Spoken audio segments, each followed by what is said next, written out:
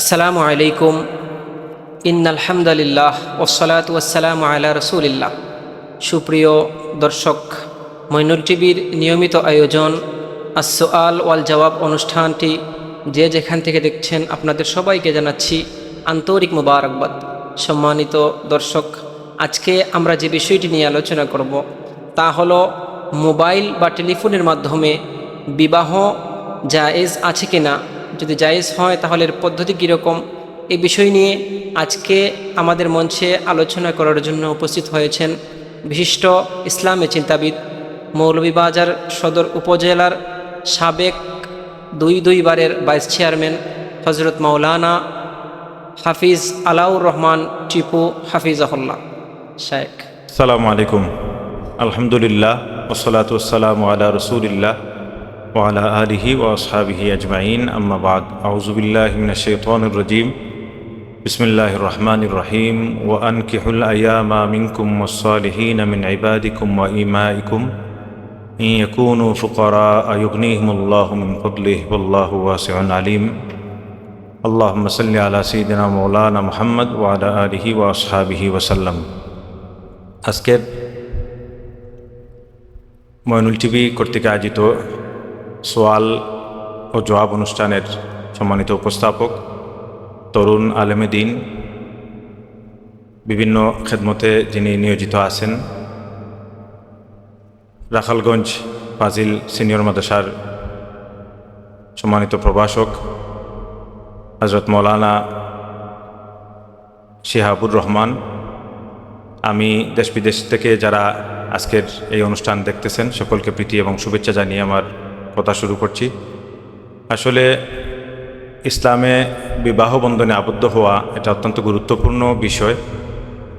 যদি কারো বিয়ে যেটা এই নিকাহ যদি সহিশুদ্ধভাবে আদায় না হয়, তাইলে তার পরবর্তী আওলাদ এবং এর পরবর্তী আওলাদ প্রজন্ম থেকে প্রজন্ম কিয়ামত পর্যন্ত যারা আসবে, বিয়ে সহিশুদ্ধ না হওয়ার কারণে তাদের আওলাদ সহিশুদ্ধ হবে না, এবং আমরা এই বিয়ে সহিশুদ্ধ না হলে ভালো কিছু আশা করতে পারি না, আওলাদ আমরা ভালো আশা করতে পারি না। সেক্ষেত্রে কোরআনুল কারীমে আল্লাহ তাবারক ওয়া তাআলা নিকাহ সম্পর্কিত অনেক আয়াতে কারিমা আল্লাহ তাআলা ওনার হাবিব জানাবে মুহাম্মদ রাসূলুল্লাহ সাল্লাল্লাহু আলাইহি ওয়াসাল্লামের কাছে জিবরিল আমিনের মাধ্যমে পাঠিয়েছেন।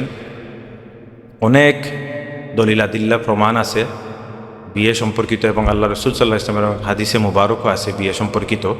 আজকের যে বিষয়টা অত্যন্ত তাৎপর্যপূর্ণ এবং গুরুত্বপূর্ণ এজন্য যে আজকের এই মিডিয়ার যুগে আজকে টেলিফোনের মাধ্যমে বা ভিডিও কলের মাধ্যমে অনেক বিয়ে শাদী সম্পন্ন হচ্ছে, যেটা আমরা দেখতে পাচ্ছি।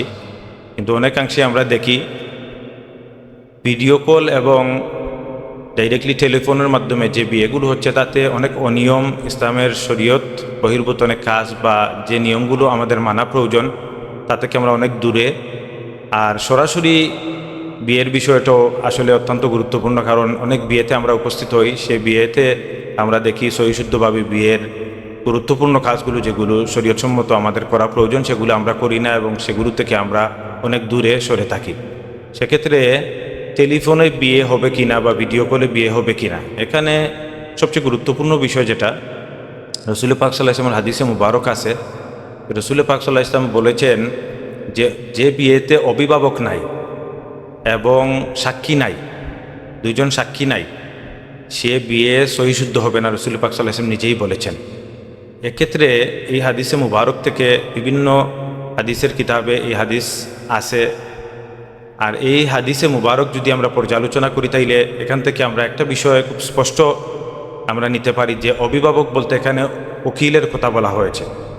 একজন মেয়ের যখন এজিন নেওয়া হবে ছেলের পক্ষ থেকে, এখানে সবচেয়ে গুরুত্বপূর্ণ বিষয় হচ্ছে ছেলের পক্ষ থেকে একজন উকিল নিযুক্ত হবেন। এই উকিল তিনি কন্যাপক্ষের কাছে দুইজন সাক্ষী সহকারে তিনি উপস্থিত হবেন এবং মেয়ের এজিন তিনি গ্রহণ করবেন। এটা সবচেয়ে গুরুত্বপূর্ণ বিষয়।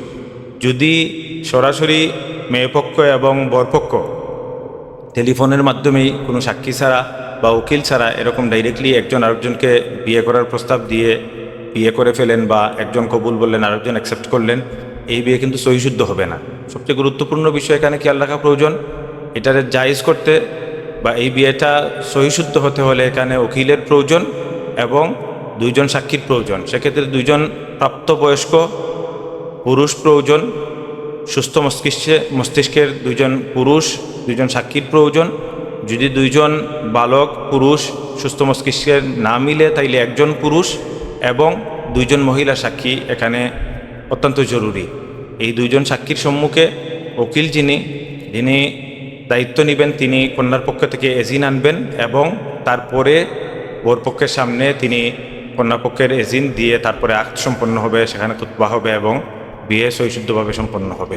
তো আমি সবচেয়ে গুরুত্বপূর্ণ যে বিষয়টা আজকের এই মইনুল টিভির মাধ্যমে সোয়াল এবং জবাব অনুষ্ঠানের মাধ্যমে আমি প্রত্যেককে অনুরোধ করব যে আমরা এই বিষয়গুলো যেন আমরা খুবই গুরুত্ব সহকারে দেখি, কারণ বিয়ে সহিশুদ্ধ আমাদের করা প্রয়োজন এবং এই বিয়ে সুন্নত তরিকা যাতে হয়, বিয়ের আমরা প্রকৃত নিয়মগুলো যাতে আমরা যথাযথ মানি, সেই বিষয় যেন আল্লাহ তাআলা আমাদেরকে প্রত্যেককে সহিশুদ্ধভাবে আদায় করার তৌফিক দান করেন এবং আমরা এই বিষয়গুলো যেন গুরুত্ব আরোপ করি এই মিডিয়ার যুগে।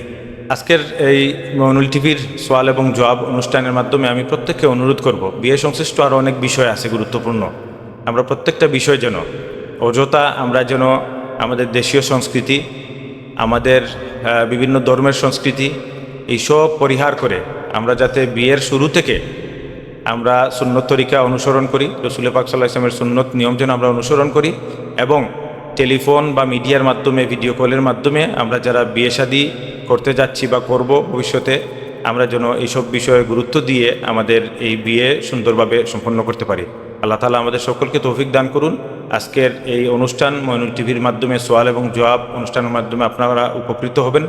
দেশে বিদেশে যারা অবস্থান করতেছেন সকলকে আল্লাহ তাআলা তৌফিক দান করুন। আমিন। আসসালামু আলাইকুম ওয়া রাহমাতুল্লাহ। আলহামদুলিল্লাহ, আমরা অত্যন্ত চমৎকার আলোচনা শুনতে পেলাম হযরত মাওলানা আলাউর রহমান টিপু হাফিজাহুল্লাহর কাছ থেকে।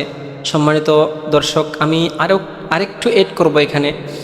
এ বিষয়ে বাদাইউস সানায়ে কিতাবের 2য় খণ্ডে এবং আদ-দুররুল মুখতার কিতাবের 3য় খণ্ডের কিতাবুন নিকাহে অত্যন্ত চমৎকারভাবে আলোচনা করা হয়েছে যে যদি দূরবর্তী জায়গায় বিয়ে হয়, অর্থাৎ মোবাইলের মাধ্যমে যেটাকে বলা যায়, যদি এরকম হয় তাহলে বর যিনি আছেন ওনার সামনে 2 জন সাক্ষীর উপস্থিতিতে অথবা ওনার সামনে 2 জন উকিলের উপস্থিতিতে বিবাহ কার্য সম্পাদন করা লাগবে। এ সম্পর্কে আদ-দুররুল মুখতার কিতাবের 3য় খণ্ডের কিতাবুন নিকাহের অত্যন্ত চমৎকার আলোচনা আছে, আপনারা দেখে নেবেন। তো আজকে হুজুর অত্যন্ত চমৎকার আলোচনা করেছেন।